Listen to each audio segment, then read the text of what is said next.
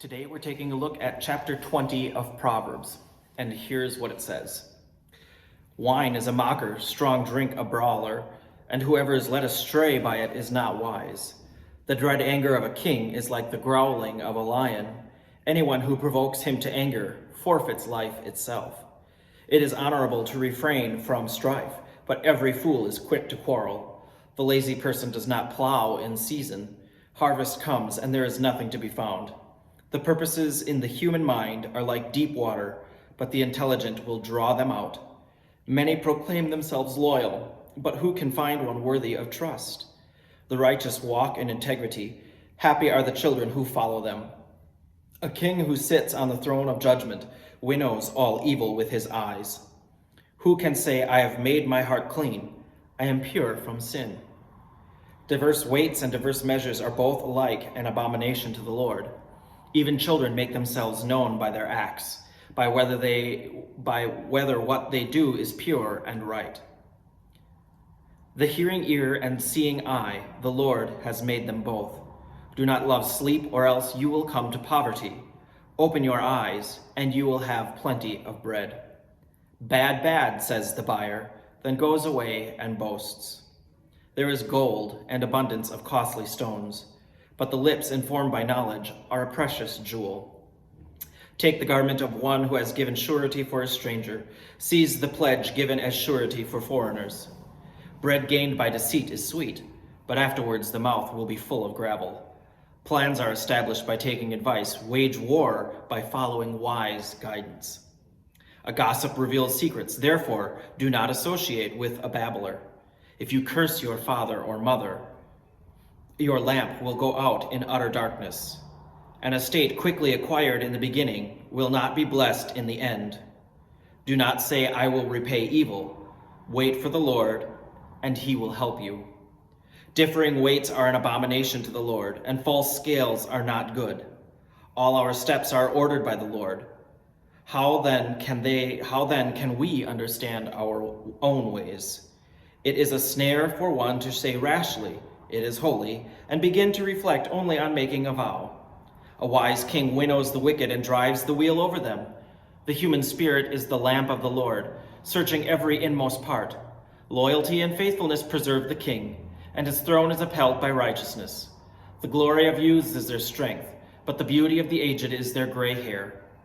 Blows that wound cleanse away evil. Beatings make clean the innermost part.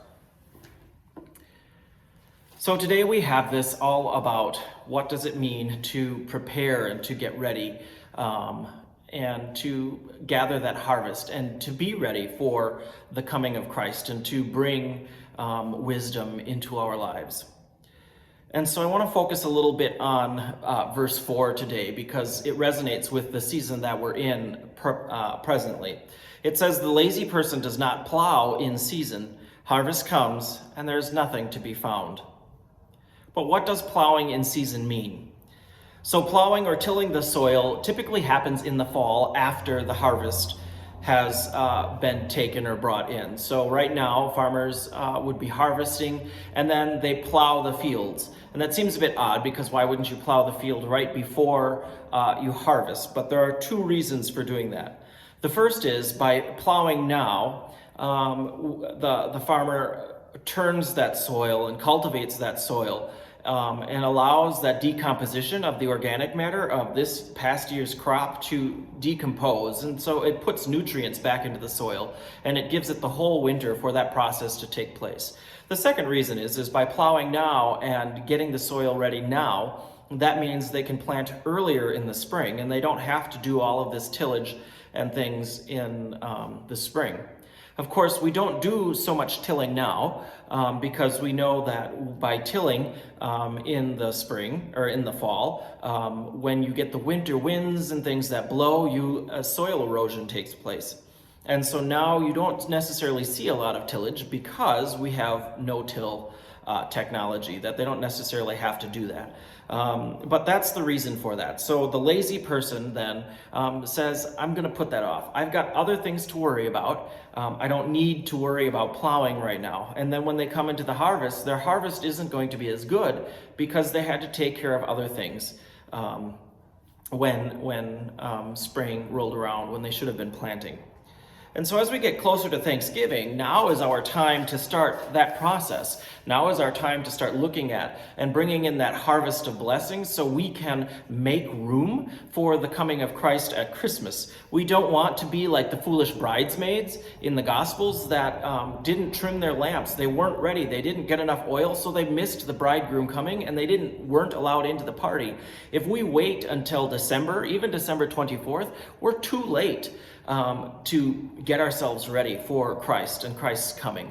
And so the time is now to gather that harvest and prepare our hearts, the home for Christ to come.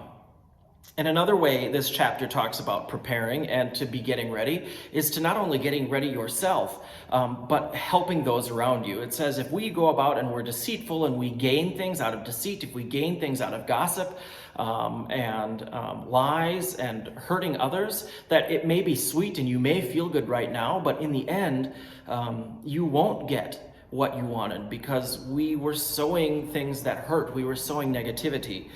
We were spraying Roundup on all of those good things and killing those that would flourish and grow around us. So another way to get ready is to live into the light, live into the truth and wisdom of God. And so we have two things today to think about. The first one is that we know that it can be difficult to avoid the temptation of a juicy piece of gossip or to be a little conniving and play some tricks every once in a while. But that sows seeds of weeds instead of wheat. So how can we use these words that we're learning about in Proverbs? How can we use these words to help guide our steps into the way that helps bring wheat and wisdom and light into our lives? The second one is that we're moving forward to Thanksgiving, and as we get closer to Thanksgiving, what does our harvest of blessings look like this year? It's going to look a bit different, but do you find that you are more thankful for what you have? Or is it the same old this year? Or is it less to be thankful for? What do your blessings look like? Remember, it's time to take stock now and get those blessings counted and taken care of now so we can be ready at the end of November as we start to prepare for the coming of Christ. And so we'll see you tomorrow as Pastor Catherine looks at chapter 21. Have a good day.